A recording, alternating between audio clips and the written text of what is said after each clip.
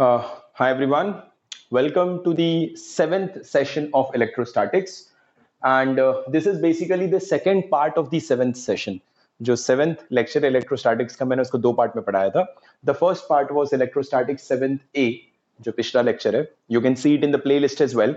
And the second is electrostatics 7B, जो भी आज हम cover करने वाले हैं. In this session, we'll be covering a very important topic called as Gauss law, जो मैंने लास्ट सेशन में तुम्हें बताया हुआ था. लेकिन वो टॉपिक पढ़ने से पहले हमें कुछ फंडामेंटल चीजें जानने की जरूरत है. And those fundamental things are going to be, सबसे पहले हमें कॉन्सेप्ट समझने की जरूरत है विच टेल्स अस कि एरिया एज अ वेक्टर, कि एरिया को एज अ वेक्टर कैसे कंसिडर किया जाता है. ये चीज हम ऑलरेडी जानते हैं that area is a vector quantity.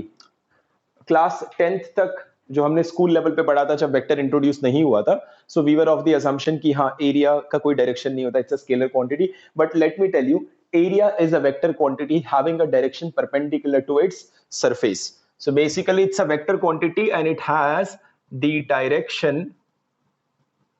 Direction perpendicular to its surface. अपने सरफेस से परपेंडिकुलर डायरेक्शन रखता है एरिया हमेशा. नाउ अब एरिया का डायरेक्शन हम दिखाएंगे कैसे. It depends. फॉर एग्जाम्पल, अगर आप एक डिस्क लें इस तरह से, I have taken a disc, this is a disc. Now ये डिस्क आपको कैसे दिखेगा? The plane of the disc is something like this. इस तरह से ये आपका डिस्क रखा हुआ है, इस तरह से बोर्ड में है, it is perpendicular to the board. So इस तरह से आपका डिस्क है.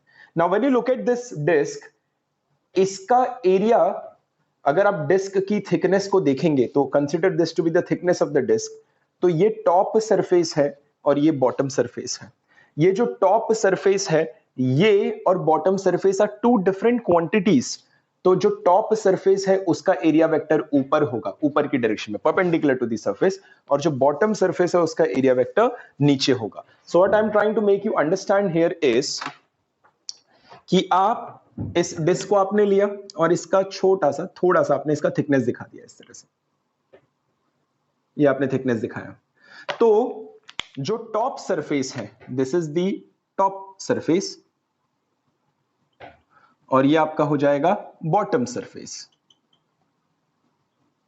तो जो आपका टॉप सरफेस है उसका एरिया वेक्टर ऊपर की डायरेक्शन में होगा, और आपका जो बॉटम सरफेस है उसका एरिया वेक्टर नीचे की डायरेक्शन में होगा. So what is this area vector? Area vector is basically a vector representing the area perpendicular to the surface, and this is in the outward direction. ये एक outward direction में होगा, बाहर की दिशा में होता है. जैसे मैंने यहां पर डिस्क लिया, let me take a closed cylinder. अगर मैं क्लोज्ड सिलेंडर लेता तो कैसा होता? क्लोज सिलेंडर कुछ ऐसे ही दिखता. Let's talk about this.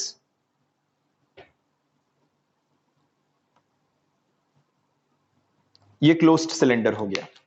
It has got three surfaces. Cylinder के तीन सर्फेसेस होते हैं. This is the top circle, this is the bottom circle, and this is basically the curved surface area. इस तरह से. Now when you talk about a cylinder, do I have a sample to show you cylinder? No, unfortunately I don't, so you will have to imagine it. ये जो आपका जो top circle है इसका area vector इस तरह से represent होगा, जो बॉटम सर्कल है उसका एरिया वेक्टर इस तरह से रिप्रेजेंट होगा, और जो कर्व्ड सरफेस है, लेट्स से मैं एक यहां पर कर्व्ड सरफेस का छोटा सा एलिमेंट ले रहा हूं इस तरह से, ये एलिमेंट मैंने ले लिया, तो इसका एरिया वेक्टर इस एलिमेंट से परपेंडिकुलर होगा. तो इस तरह से हमने एरिया वेक्टर को समझा. एक और क्वांटिटी हमें समझने की जरूरत है, वो होती है फ्लक्स. ये फ्लक्स क्या होता है ये जानो.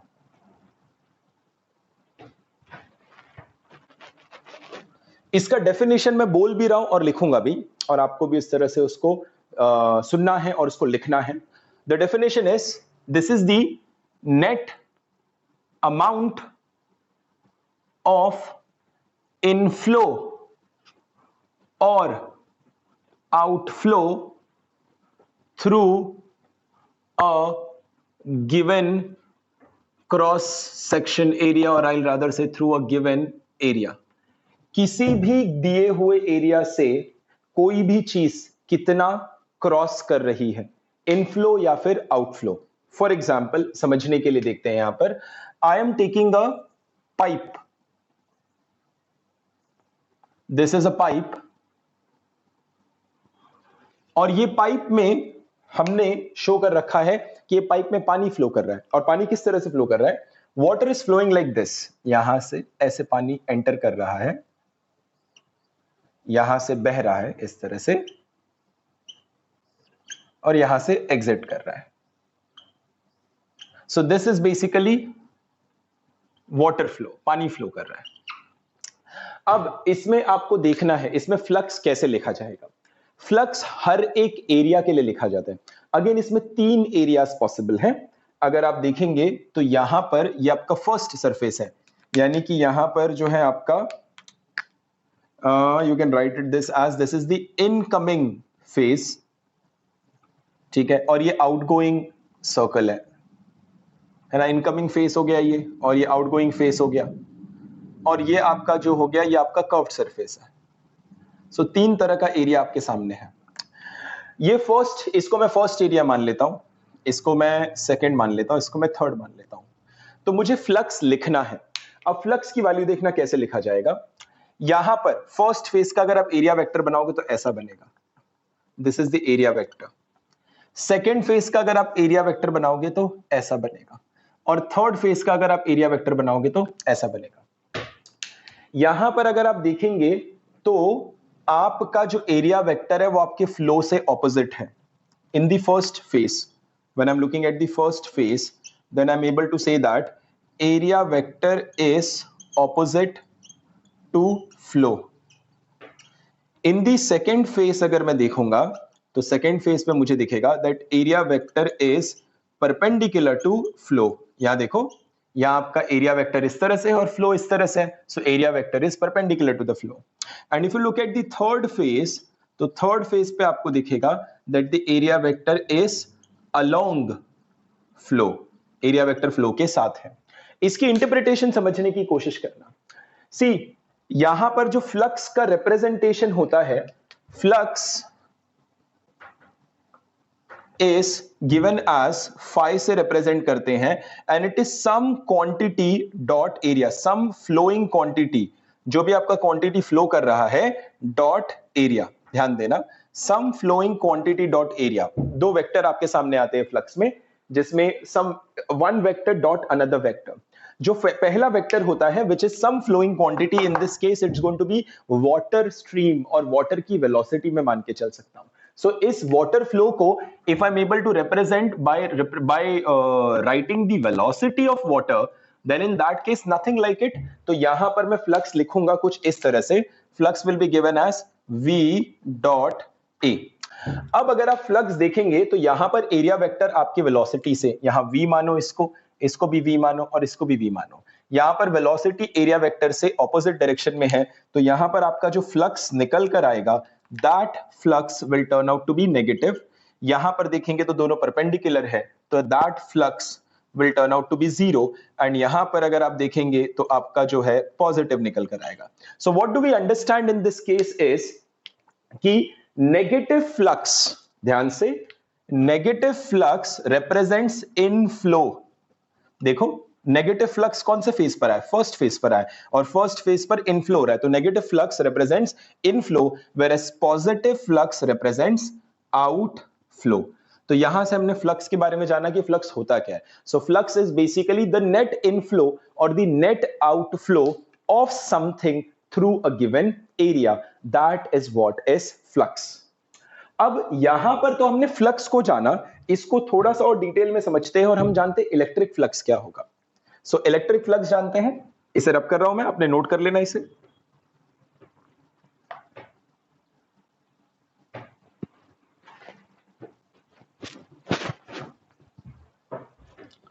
Okay, so let's talk about electric flux. Electric flux क्या होगा, यहां पर क्या बोला है, नेट अमाउंट ऑफ इनफ्लो और आउटफ्लो, पर किस चीज का, तो यहां पर लिखा जाएगा इलेक्ट्रिक फ्लक्स के केस में it's going to be net inflow और आउटफ्लो किस चीज का? In this case it will be electric lines of forces ELOF through a given area, through a given area. और इस केस में फ्लक्स ऐसे लिखेंगे phi E, यानी this is going to be electric flux and that will be written as E dot A, where this E is the electric field and this is the given area। तो इसको अगर आप diagram के तरीके से represent करना चाहेंगे, then how do you represent that? Let's say ये आपका एक क्रॉस सेक्शन एरिया है, this is a cross section area, and इस पे जो है इस तरह से इलेक्ट्रिक फील्ड लाइन है, ये E है, और आपका जो एरिया वेक्टर है वो ये एरिया वेक्टर इससे परपेंडिकुलर है, this is the area vector. तो इसके बीच में this will become the angle, let's say theta. तो यहां पर फ्लक्स किस तरह से लिखा जाएगा for this area? The flux will be written as E dot A and that will be EA cos of theta. ये आपका हो जाएगा फ्लक्स। कौन सा flux? This going to be electric flux. अगर यहीं पर अगर आप इसको एलिमेंटल फॉर्मेट में लिखते, had you written this in elemental format, elemental यानी छोटे एलिमेंट के लिए अगर आप लिखते हैं तो एलिमेंटल फॉर्मेट में लिखा जाता है इसको कि आपका फाई की जगह लिखते हैं आप d phi electric flux is equal to electric field E dot area ले लेते हैं आप d A. So this would have been very small flux और ये आपका हो जाता वेरी स्मॉल एरिया। एक बहुत ही छोटे एरिया से एक बहुत ही छोटा फ्लक्स कैसे गया, वो चीज जो है इस पर्टिकुलर फॉर्मूले से रिप्रेजेंट किया जा सकता है, right? So this is what electric flux is all about. Now what I want is I will be taking 5 seconds and I'm giving you this time to pause the video and make a complete note of this। फिर हम दूसरा electric flux को आगे लेके जाते हैं और थोड़ा सा गॉस लॉ को समझने की कोशिश करते हैं।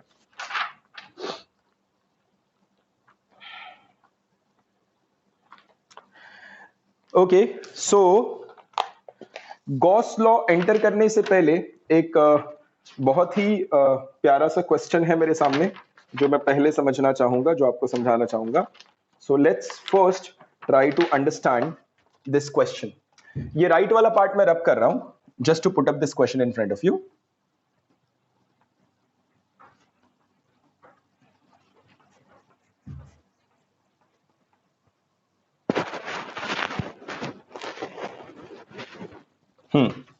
So the question is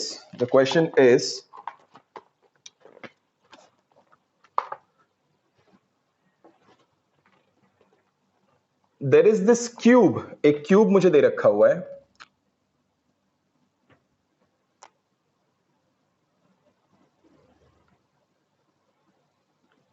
हाँ, consider a cube or you can say consider an imaginary cube with its, or you can say with one of its vertex at origin and its edges along x, y and z axis. Now there is a uniform electric field, हमें एक uniform electric field दे रखा हुआ है given by E vector along X direction, positive X direction में electric field है। They said that cube is of edge length, यानी cube का जो एज है उसका लेंथ L है। They asked part A, find flux through each face of cube, cube के हर एक फेस से फ्लक्स निकालो। Second, find total flux of the cube. Cube के एक एक फेस से फ्लक्स निकालो और क्यूब का टोटल फ्लक्स निकालो, that is what the question demands. अब आपको कुछ नहीं करना, मैं फिलहाल ये लेफ्ट हैंड साइड रब कर रहा हूं एंड तुम्हें ये क्वेश्चन नोट करना है और तुम्हें एक क्वेश्चन सॉल्व करना है। Pause the video and you can note this, तब तक मैं इस क्वेश्चन को सॉल्व करने की प्रिपरेशन कर लेता हूं। So let me create some space first.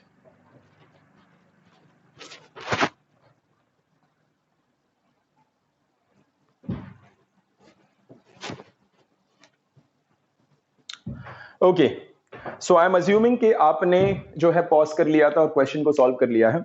Now let me attempt this question and how do we solve this question, कैसे हम कर पाएंगे इस चीज को। what they have said is you need to think about an imaginary cube और उसका vertex origin पे होना चाहिए और उसके एजेस x y z पे होना चाहिए। All right, let's think about an imaginary cube. तो ये आपका x एक्सिस बना लो, ये आपका y एक्सिस बना लो और ये आपका z एक्सिस बना लो। इमेजिनरी क्यूब सोचो कैसा होगा। The imaginary cube should look something like this.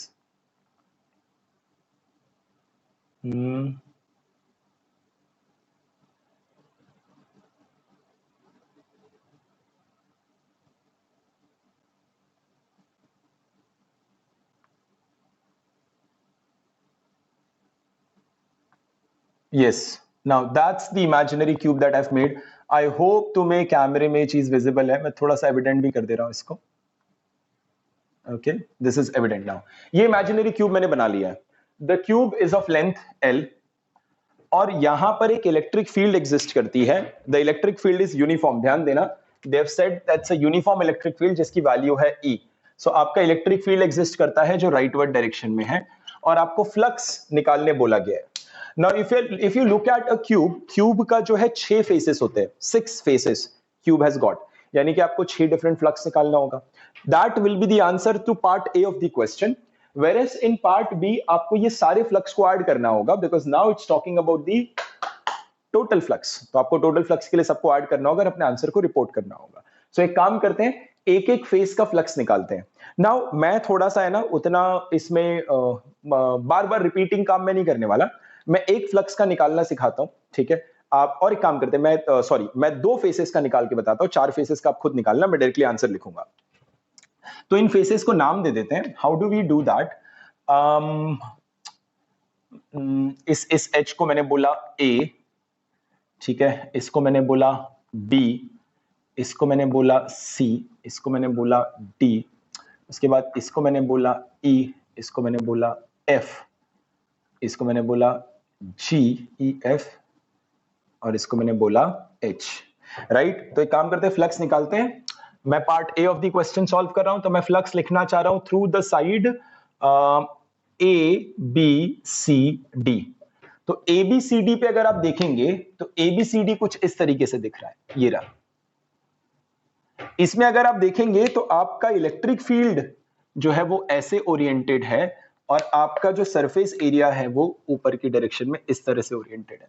दोनों के बीच में 90 डिग्री है, तो जो डॉट प्रोडक्ट आप लिखेंगे you will write it as E dot A and that will turn out to be 0, यानी कि आपके जो है ABCD सरफेस से फ्लक्स 0 है। देखो, फ्लक्स को जानने की कोशिश करो। फ्लक्स तब भी ही पॉसिबल है जब किसी क्वांटिटी ने किसी एरिया को कट किया है, उसको पेनिट्रेट किया है।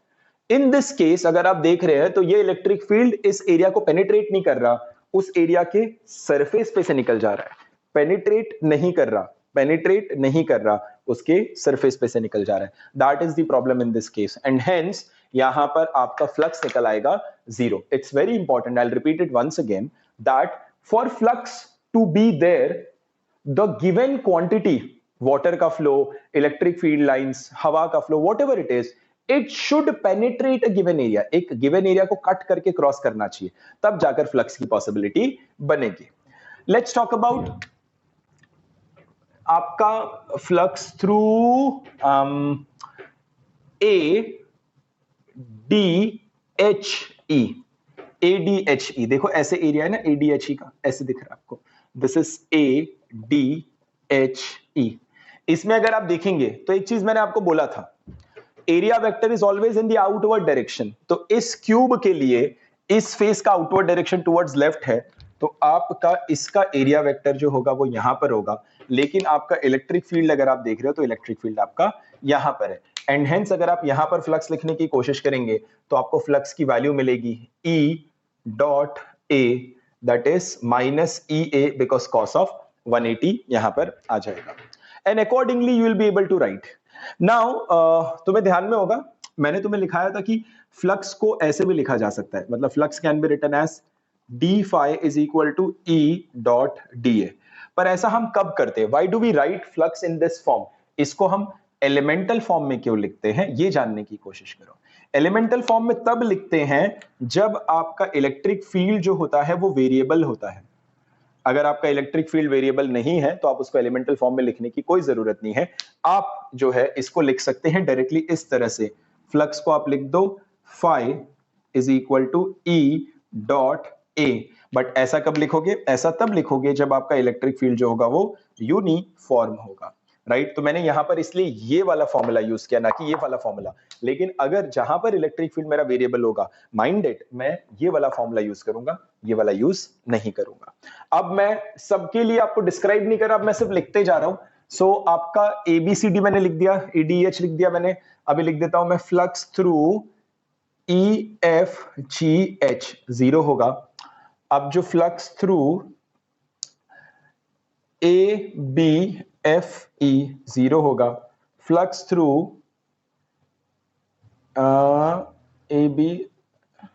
फ्लक्स थ्रू CDHG ये भी 0 होगा।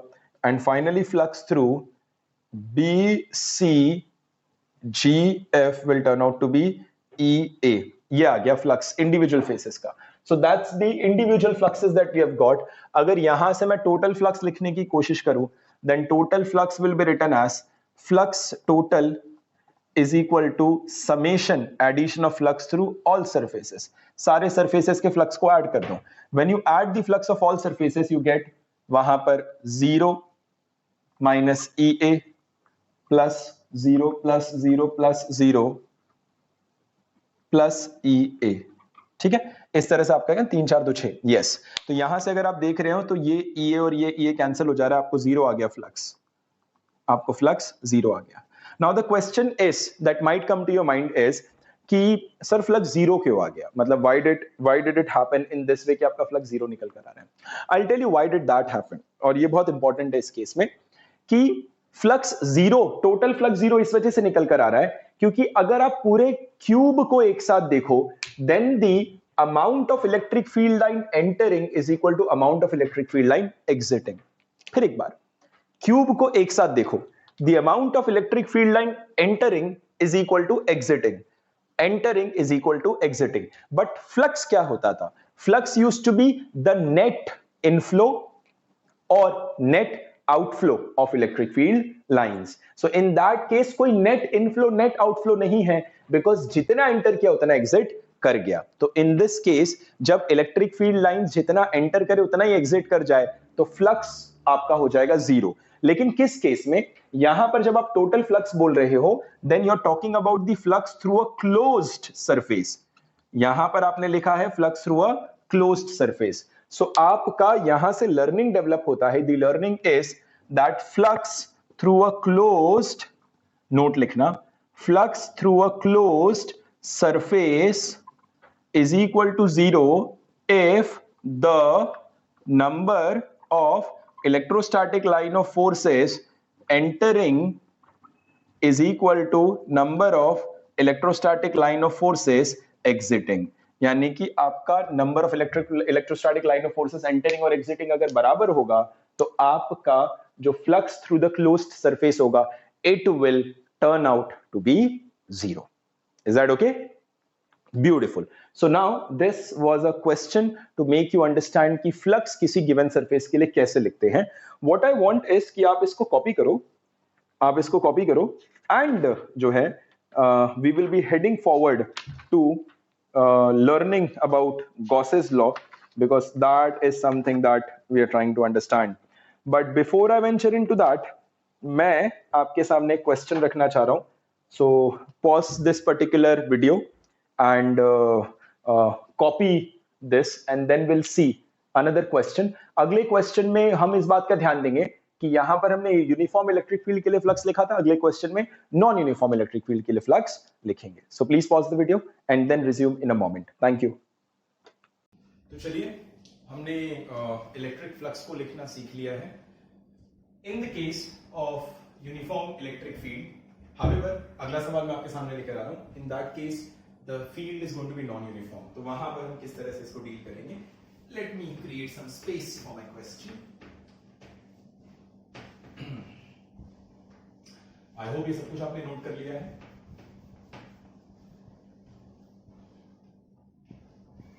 Okay, alright. Now the next question मैं लिखूंगा और पढ़ूंगा भी और आपको भी सेम चीज करनी है. There is a non uniform electric field and this non-uniform electric field is represented as electric field vector is equal to ay I cap plus bz j cap plus cx k cap. तो इस तरह से अपने को electric field दे रखा हुआ है. ABC आर कॉन्स्टेंट्स, ये हमें बता रखा हुआ है. Determine electric flux through a rectangular surface in the xy plane. There is a rectangular surface in the xy plane. xy plane में एक rectangular surface है and इस rectangular surface के बारे में डिटेल दे रखा हुआ है. It extends from x equal to 0 to x equal to w and from y equal to 0 to y equal to h. ये हमें डिटेल दे रखा हुआ है. And now they have asked us to calculate the value of the flux. Now this is what the question is all about. इस सवाल को हम कैसे करेंगे. Now मैंने इसका आपको पहले से हिंट दे रखा हुआ था कि इस केस में जब आप फ्लक्स लिखने जाएंगे तो आपको जो है एक एलिमेंटल एरिया चूज करना होगा और उसके बारे में उस एलिमेंटल एरिया पे एक छोटा सा एरिया पे छोटा सा फ्लक्स लिखना होगा E डॉट da. तो आपको पहले ये चूज करना है और ये आपको क्वेश्चन में दिया हुआ है. तो आपको एक एलिमेंटल एरिया चूज करना है. And how do you choose that elemental area, वो मैं आपको बता रहा हूं. सबसे पहले तो आप अपनी कोऑर्डिनेट एक्सिस बनाओ and this is the coordinate axis that you have been able to make. ये रहा आपका कोऑर्डिनेट एक्सिस. इसको आप मान लो x एंड इसको मान लो आप y और इसको मान लो आप लेट्स से नए काम करते हैं. इसको x मानते हैं, इसको y मानता हूं मैं और इसको z मानता हूं. राइट, इस तरह से भी रिप्रेजेंट किया सकता है ना, x cross y as z. अब मेरा जो एरिया है, मेरा जो रेक्टेंगुलर सरफेस है वो x इक्वल टू 0 से x इक्वल टू w तक है, यानी यहां से लेकर के वो यहां तक है. And this will become w. ठीक है. और दूसरा है एक्सटेंड कहां है, y इक्वल टू 0 से y इक्वल टू h तक. तो y इक्वल टू 0 से y equal to h तक. So this will become h. This is what they have given, right? So ये मेरा एरिया हो गया. This is my area. This is my area. इस area की वो बात कर रहा है. It's talking about this area. This area. इसकी बात चल रही है यहाँ पर. Now, on this area, the electric field is not constant because आप x में मूव करेंगे. देखो ये एरिया कवर करना है तो x में w की मूवमेंट है, y में h की मूवमेंट है. अब x में जब आप मूव करेंगे तो यहाँ x बदलेगा. देख रहे हो इलेक्ट्रिक फील्ड बदल गया. जब आप y में मूव करेंगे तो y बदलेगा. तो देखो इलेक्ट्रिक फील्ड बदल गया. सो हमारा जो पॉइंट था that electric field in this case जो है वो हमारे एरिया पे कांस्टेंट नहीं है. तो मुझे इस तरह से सॉल्व करना होगा. इस तरह से सॉल्व करने के लिए मुझे एक एलिमेंटल एरिया को चूज करना होगा. Now how do I choose that elemental area? It is perfectly my choice, जैसा भी मैं चूज करना चाहूं. What I'm doing here is कि मैं यहां पर ध्यान से देखना, एक जनरलाइज्ड x डिस्टेंस पर जा रहा हूं और एक छोटा सा एलिमेंटल एरिया मैंने चूज कर लिया. मैं x डिस्टेंस पर गया और मैंने यहां से dx लिया, x डिस्टेंस पर गया और dx लेंथ लिया, तो मुझे एक छोटा सा एलिमेंटल एरिया आ गया. Now when you look at this elemental area, let me create some space for this question. So इसे रख करते हैं यहां पर.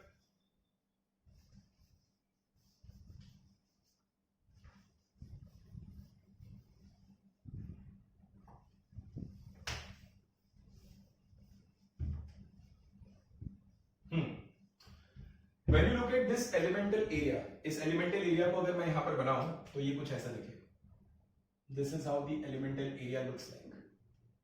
ये मेरा वो elemental area हो गया. इस elemental area की ये length हो जाएगी, वहां से दिख रहा है मुझे h, और ये हो जाएगा मेरा dx.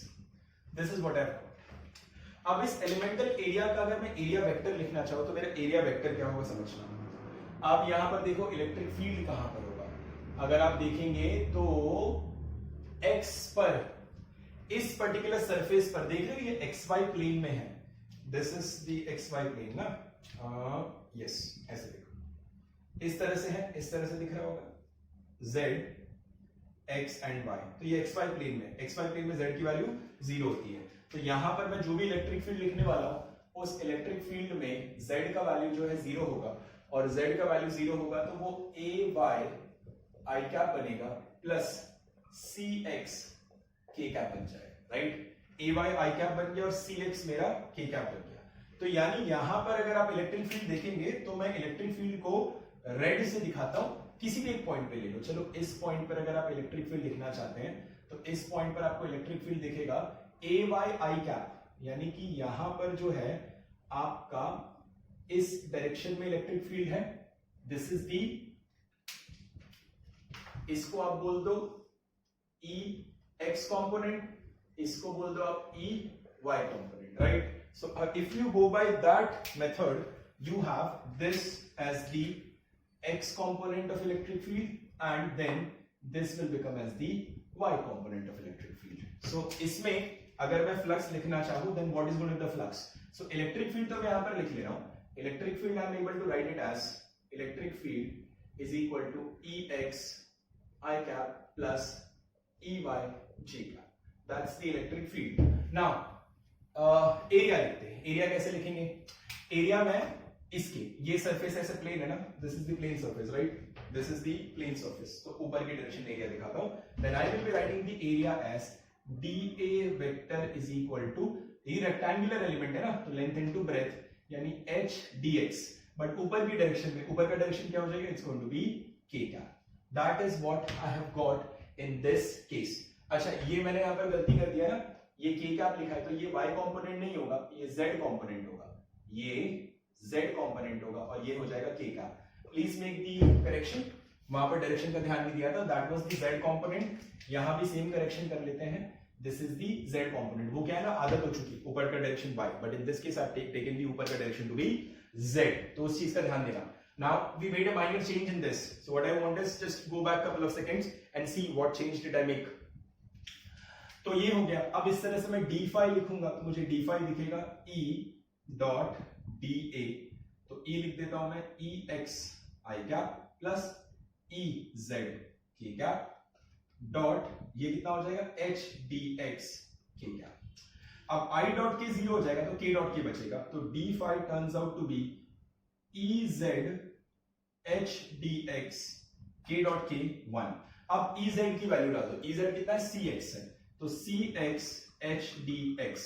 So in that case Ch x dx is equal to d phi.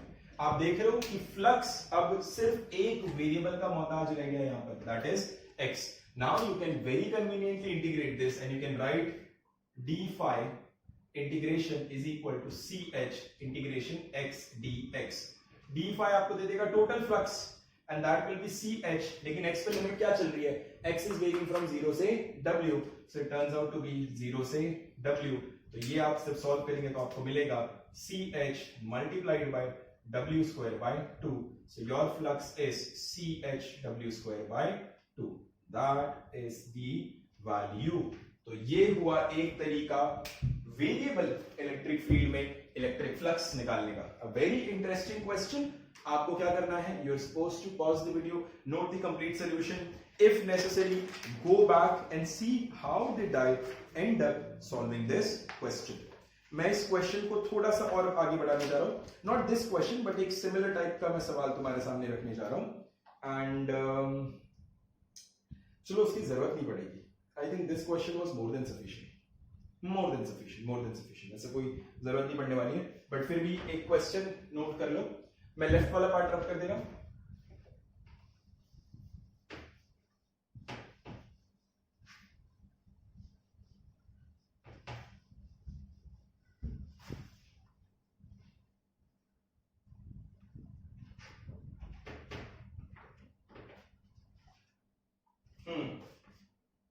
ये क्वेश्चन तुम्हें खुद सॉल्व करना है.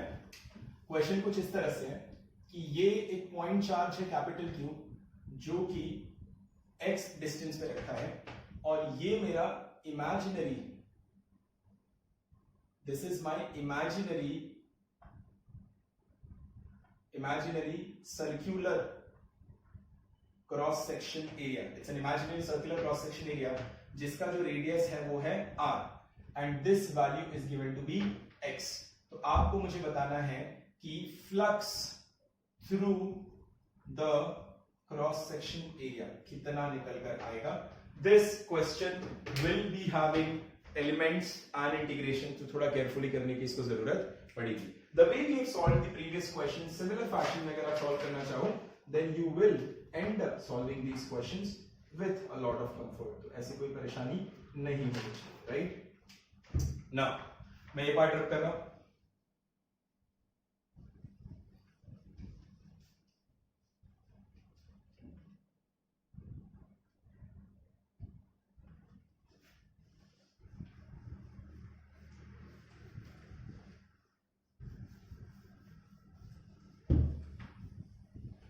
ओके.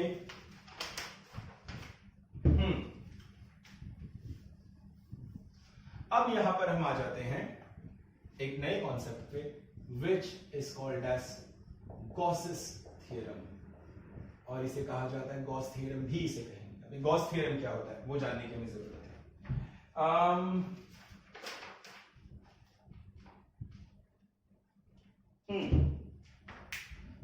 इसको मैं रख कर रहा हूं just to create some space. Gauss theorem बड़ी इंटरेस्टिंग चीज है, इसका अलग अलग एप्लीकेशन आने वाला है. तो मैं डायरेक्टली गॉस थ्योरम लिख रहा हूं. I am not getting into the proof of Gauss theorem because the proof of Gauss theorem does not have much of a significance from JEE and NEET perspective. It can be of significance from the state board के exam perspective. वो text book से आप read कर लेना. You should not face any problem with that. But मैं यहाँ पर application बताऊंगा Gauss theorem का कि Gauss theorem अप्लाई कैसे करते हैं, how to solve questions using Gauss theorem. तो Gauss theorem कहता क्या है? Gauss theorem कहता है flux through a closed surface is equal to, or elemental flux through a closed surface, नहीं एक काम करते ऐसे लिखते हैं. Flux through a closed surface is given as charge enclosed in the closed surface upon epsilon naught. ये होता है आपका Gauss theorem.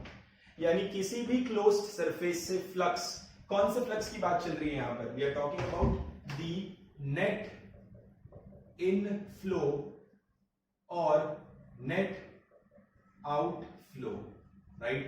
We are considering net inflow and net outflow.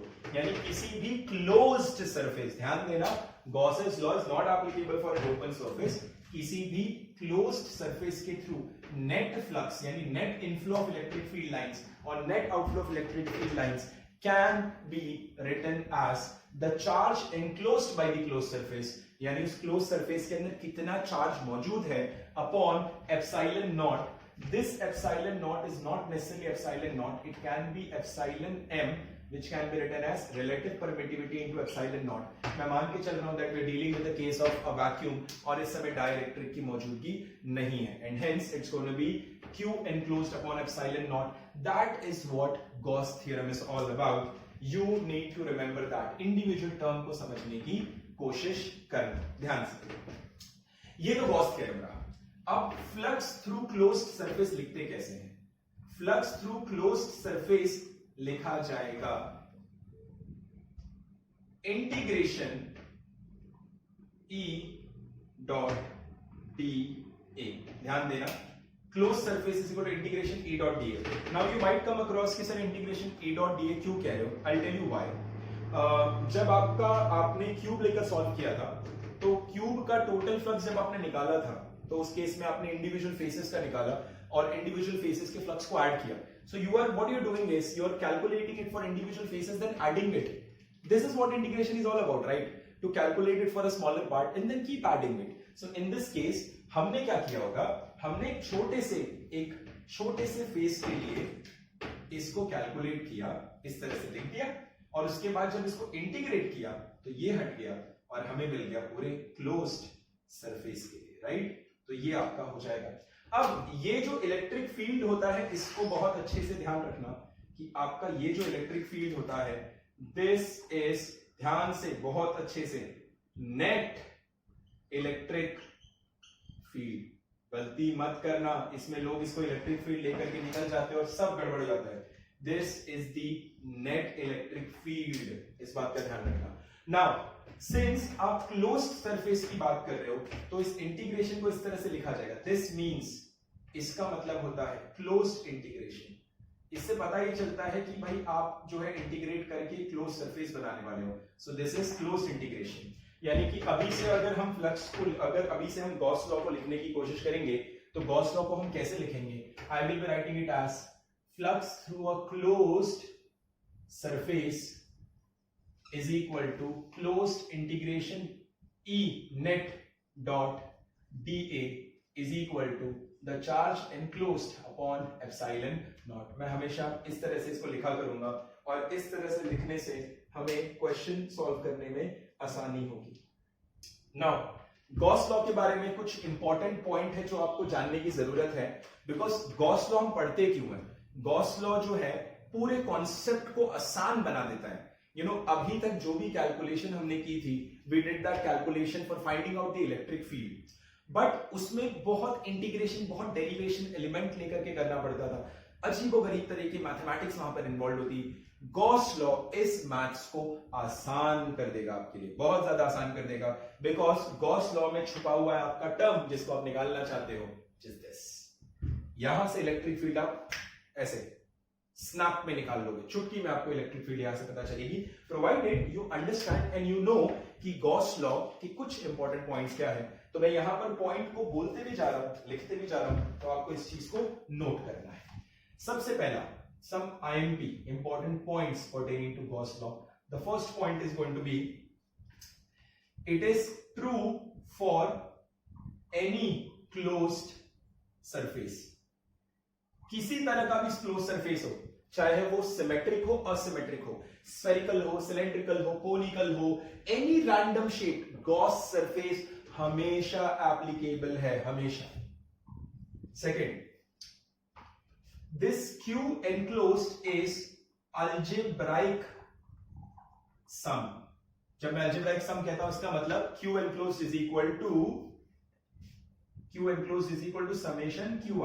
अंदर जितने भी चार्ज है उनका समेशन करो, उनको ऐड कर दो। So Q1 plus Q2 plus Q3 with sign, ध्यान देना, समेशन विथ अप्रोप्रिएट साइन। इस बात को बहुत अच्छे से ध्यान दो, अप्रोप्रिएट साइन के साथ समेशन करना। जैसे अंदर जो है 5 माइक्रोकूलम पड़ा हुआ है और -2 माइक्रोकूलम पड़ा हुआ है, तो मेरा चार्ज इनक्लोज क्या होगा? 5 माइक्रोकूलम प्लस -2 माइक्रोकूलम, तो कितना निकला? 3 माइक्रोकूलम। कहीं 5 + 2 7 मत कर देना, साइन के साथ कंसीडर करना।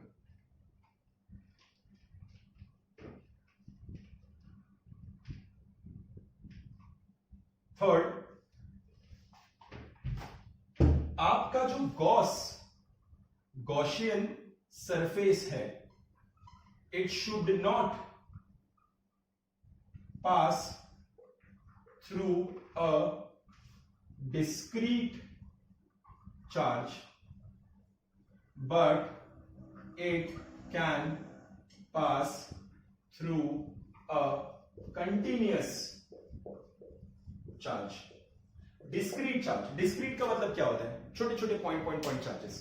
यानी आपका जो गॉसियन सरफेस है, गॉसियन सरफेस क्या होता है भाई? आपने जब बोला क्लोज सरफेस, तो ये क्लोज सरफेस को हम गॉसियन सरफेस बोलने वाले हैं, क्योंकि ये गॉस लॉ को अप्लाई करने के लिए लिया गया था, राइट? तो आपका जो गॉसियन सरफेस होगा, वो सरफेस किसी पॉइंट चार्ज के थ्रू पास ना हो, बट वो कंटिन्यूअस चार्ज के थ्रू पास हो सकता है। What I am trying to tell you over here is कि मान लो कि आपका ये गॉसियन सरफेस है, इस तरह से आपने गॉसियन सरफेस बना लिया, तो गॉसियन सरफेस और ये आपका पॉइंट चार्ज है Q, तो और ये आपका हो गया गॉसियन सरफेस। तो ये चीज गलत हो जाएगी, बिकॉज आपका गॉसियन सरफेस पॉइंट चार्ज के थ्रू पास नहीं हो सकता।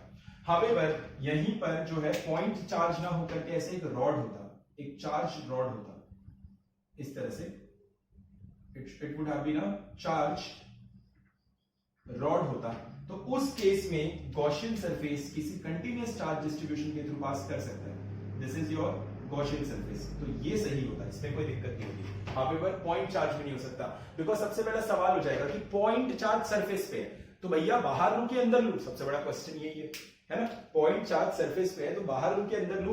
ये बहुत बड़ी परेशानी हो जाएगी, तो पता नहीं चलेगा ना एनक्लोज्ड क्या है। लेकिन कंटिन्यूअस चार्ज सिस्टम में आप कह सकते हो कि ये वाला जो हिस्सा है चार्ज का, ये वाला जो हिस्सा है ये अंदर है, तो आप चार्ज एनक्लोज्ड की बात करेंगे तो आप इसकी बात करते हैं, राइट? तो इस तरीके से हमने गॉस लॉ की बेसिक्स को जान लिया है, गॉस लॉ के हमने इंट्रोडक्शन को जान लिया है। अब अगर कोई डायग्राम के थ्रू मैं तुम्हें समझाना चाहूं तो डायग्राम के थ्रू कैसे समझा सकते हैं? यहां देख लो कि लेफ्ट वाला पार्ट रख कर रहा हूं, लेफ्ट वाला पार्ट रख कर रहा हूं, इस साइड बेहतर समझ लें।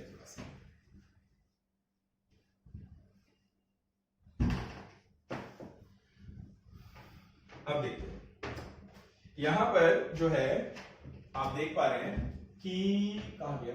हाँ, तो गॉस लॉ मैं लिखूंगा कैसे? ये आपका कोई भी सरफेस है, इसके अंदर एक चार्ज है दिस Q1 और दूसरा चार्ज है Q2। अब इस पॉइंट पे मुझे इलेक्ट्रिक फील्ड लिखने के लिए कहा गया, तो इसको मैं अपना मानूंगा गॉसियन सरफेस, इसको मैं अपना गॉसियन सरफेस मानूंगा, और इस पॉइंट पर मैं इलेक्ट्रिक फील्ड को दिखा दूंगा। लेट्स से इस पॉइंट पर मैंने अपने इलेक्ट्रिक फील्ड को दिखा दिया, लेट्स से इलेक्ट्रिक फील्ड ऐसे है, और मेरा जो इस पॉइंट पर एरिया वेक्टर था वो निकल कर आ गया इस तरह से dA, क्योंकि मैंने एक छोटा एरिया ले रखा हुआ है ना, एलिमेंटल एरिया, इनके बीच का एंगल है let's say theta. So in that case मैं लिखूंगा d5 is equal to E dot dA, और फिर वो बन जाएगा E dA cos of theta, और फिर लिखूंगा मैं d5। अब मैं d5 को इंटीग्रेट करूंगा तो मुझे फाई मिल जाएगा थ्रू क्लोज्ड सरफेस, तो वो हो जाएगा closed integration E dot dA, और वो निकल कर आएगा चार्ज एनक्लोज्ड, और charge enclosed upon epsilon not, और चार्ज एनक्लोज्ड हो जाएगा Q1 plus Q2 upon epsilon not. तो ये हो गया हमारा गॉस लॉ का बेसिक अंडरस्टैंडिंग। अब मैं इसको रब कर रहा हूं राइट वाले पॉइंट को। अच्छा, यहां पर एक नोट लिख लो, वो नोट बहुत इंपॉर्टेंट है, इसको मैं यही लिखा देता हूं नोट को। द नोट इज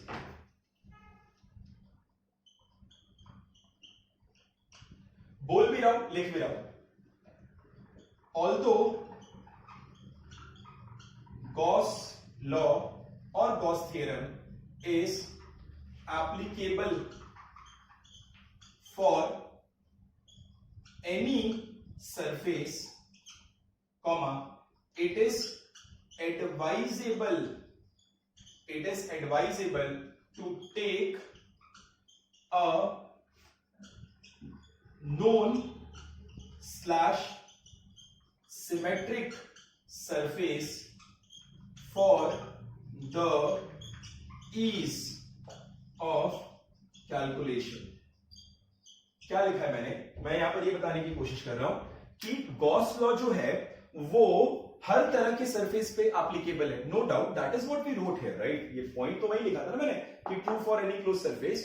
हाउएवर ये एडवाइस किया जाता है कि आप जो भी सरफेस लो ना उसको थोड़ा सा स्टैंडर्ड सरफेस लो, तुम्हें पता होना चाहिए, नोन सरफेस होना चाहिए, जैसे sphere, spherical surface, cylindrical surface, है ना। सरफेस ऐसा लो जिसकी जानकारी हो, दूसरा वो सरफेस सिमेट्रिक हो। क्या होगा ना, कैलकुलेशन आसान हो जाएगी, है ना, बिकॉज उसके बारे में नॉलेज होगी, उसका फॉर्मूला लिखना आएगा। अदरवाइज आपकी calculation is going to become very very tedious and thus Gauss law चीजों को आसान ना करके कहीं कॉम्प्लिकेट ना कर दे, वो हमारे लिए मुश्किल हो सकता है, राइट। सो नाउ मैं आपके सामने एक क्वेश्चन यहां पर प्रेजेंट कर रहा हूं कुछ इस तरीके से। I am going to take off the right part.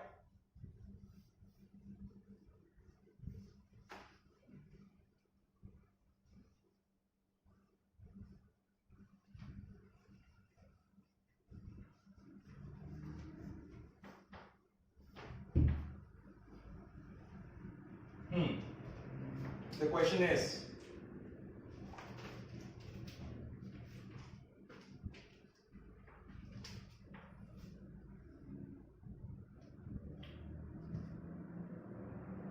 this is an imaginary hemispherical bowl. Hemispherical bowl है, कटोरा है, इमेजिनरी हेमिस्फेरिकल बाउल, एंड इसके सेंटर पे मैंने चार्ज रख दिया है Q। इसके सेंटर पे मैंने चार्ज रख दिया है Q। Question is find the electric flux passing through the hemispherical surface. ये हेमिस्फेरिकल सरफेस से इलेक्ट्रिक फ्लक्स कितना पास होगा ये मुझे बता, ठीक है। ये आपको बताना है, the electric flux passing through the hemispherical surface, ठीक है। लेफ्ट वाला पार्ट रब करो, तब तक पॉज करो, इसको नोट करो, नोट करने के अलावा जो है सॉल्व करना शुरू कर दो, because now I am going to offer you the solution of it. But बिना सॉल्व किए सॉल्यूशन मत देखना, कोई पॉइंट ही नहीं, मजा नहीं आएगा।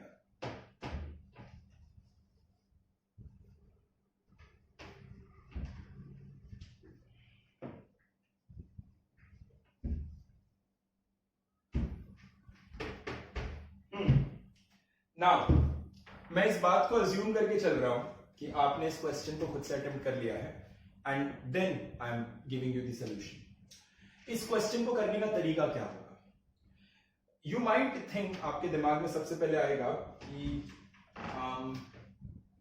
फ्लक्स थ्रू तो सबसे पहले तो यही दिमाग में आएगा कि सर ये तो ओपन सरफेस है, ये तो क्लोज्ड नहीं है। Yes, absolutely it's an open surface. Why? Hemispherical bowl है, कटोरा है, कटोरा तो ओपन होता है ऊपर से, तो ये क्लोज सरफेस नहीं है। तो आप तो ये सवाल गॉस लॉ में पूछ रहे हो। The point is yes, Gauss law का इस्तेमाल किया जा सकता है। कैसे? मैंने तुम्हें स्टार्टिंग में बताया था, गॉस लॉ पढ़ते क्यों है? गॉस लॉ चीजों को आसान बनाता है। तो कभी भी गॉस लॉ को लेकर के ना चीजों को कॉम्प्लीमेंट मत करना। अगर तुम गॉस लॉ लेकर के चीजों को कॉम्प्लिकेट कर रहे हो, then in that case you are actually spoiling the overall purpose of making electrostatics easy. तो स्पॉइल नहीं करना, आसान बनाना है गॉस लॉ को यूज करके। देखो कैसे, आपको दिख रहा है यहां पर कि ये हेमिस्फेरिकल जो सरफेस है, ये वाला, इस हेमिस्फेरिकल सरफेस से आपको निकालना था। आप बोले तो सर ये तो ओपन है, ये इधर ओपन है और यहां पर चार्ज रखा हुआ है क्यों? मैं बोलता हूं कोई दिक्कत नहीं है ना, ओपन है तो क्या हो, इसको क्लोज कर दो। ऐसे देखो ब्लू से, लो मैंने इसको क्लोज कर दिया, अब ये क्लोज हो चुका है। और अब ये क्लोज हो चुका है तो क्या बन गया? स्फीयर। अब ये स्फीयर बन चुका है, राइट। आप मान लो कि भाई इससे जो फ्लक्स जा रहा था वो φ1 था और इसके थ्रू जो फ्लक्स जा रहा था वो φ2 था। दिमाग लगाकर देखना, चार्ज एकदम सेंटर पे सिमेट्रिकली प्लेस्ड है। फ्लक्स होता क्या है? Flux is the number of electric field lines exiting a given surface. कितना नेट इनफ्लो है, कितना नेट आउटफ्लो होता है। अगर आप यहां देखोगे तो यहां ऐसे एक लाइन गई नीचे, तो यहां ऐसे एक लाइन गई ऊपर, यहां ऐसे एक लाइन गई यहां पर, तो यहां पर ऐसे एक लाइन गई यहां पर, यहां पर ऐसे एक लाइन गई यहां पर, तो यहां पर ऐसे एक लाइन गई यहां पर। So the point is that the number of lines exiting the lower half of the sphere, which is the hemispherical surface given, is equal to the number of lines exiting the upper half of the hemispherical surface that we have created, so that the whole surface is closed. They are equal. इसका मतलब क्या है? अगर number of electric field lines equal है, so flux को भी equal होना पड़ेगा. तो मैं यहां पर बकायदा लिख सकता हूं that the flux through the closed surface is equal to flux through the lower surface plus flux through the upper surface. I hope this is understood. And ये दोनों तो बराबर हैं, तो इसको एक काम करो, इसको बोलते हैं लोअर और इसको बोलते हैं अपर.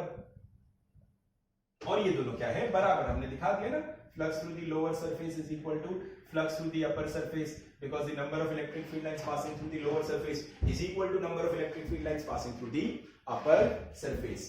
तो यहां पर जो है मैंने लिख दिया twice flux through lower surface. अच्छा, क्लोज्ड सरफेस. अब क्लोज्ड सरफेस का जवाब देने के लिए आ जाएगा गॉस का लॉ, और गॉस लॉ जब आप अप्लाई करेंगे तो आप क्लोज्ड सरफेस के लिए लिखेंगे charge enclosed upon epsilon naught. कितना चार्ज एनक्लोज्ड है स्फीयर में? Q. तो आपने लिख दिया Q upon epsilon naught is equal to twice 5 through the lower surface. Therefore आपका flux through the lower surface निकल कर आ जाएगा Q अपॉन 2 एप्सिलॉन नॉट. इस क्वेश्चन के कॉन्सेप्ट को बहुत अच्छे से समझ लेना, बिकॉज ये क्वेश्चन का कॉन्सेप्ट बार बार यूज होगा. ये क्वेश्चन का कॉन्सेप्ट हमारे क्वेश्चन को काफी ज्यादा आसान बनाएगा. It will make our life very very easy. ठीक है. सो अब मैं क्या कर रहा हूं, अब आपको क्या करना है, इस वीडियो को यहां पर पॉज करना है और मैं आपके सामने इसके बाद एक दूसरा सवाल रखने वाला हूं एग्जैक्टली सिमिलर कॉन्सेप्ट पे, बट थोड़ा सा दिमाग लगाने की जरूरत पड़ेगी उस केस में, है ना. तो आई होप तुमने पॉज करके नोट कर लिया है. अगला सवाल मैं आपके सामने पुट अप करता हूं, and before I do that मैं थोड़ा सा क्लीन करता हूं, स्पेस क्रिएट करते हैं.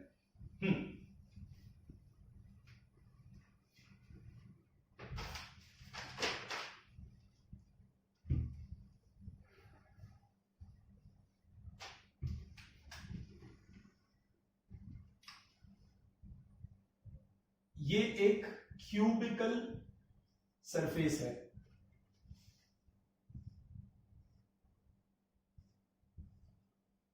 इस तरह से क्यूबिकल सरफेस है. इस क्यूबिकल सरफेस के इस कोने पे एक चार्ज Q रखा हुआ है, और इस क्यूबिकल सरफेस का जो लेंथ है वो A है. हमसे पूछा गया है कि find flux, electric flux through the cube. इस क्यूब से कितना इलेक्ट्रिक फ्लक्स है? How much amount of electric flux is passing through the cube? क्या होगा इलेक्ट्रिक फ्लक्स का value? That is something that you need to answer in this case. ठीक है. अब पॉज करो, खुद से अटेम्प्ट करो. जब खुद से अटेम्प्ट कर लोगे उसके बाद मैं बताऊंगा. ये जो कॉन्सेप्ट यूज किया था ना यहां पर, ये सिमिलर कॉन्सेप्ट यहां पर यूज करना है. In fact I think this question might take a little while. So what I'm asking you to solve this question back at home.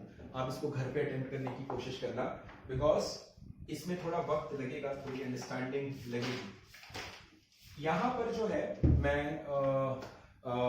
Gauss law का सेशन एंड करना चाहूंगा. No, can we study a little further? कुछ अच्छे खासे application तो मुझे दिख रहा है. Let's see if the time and the condition permits us.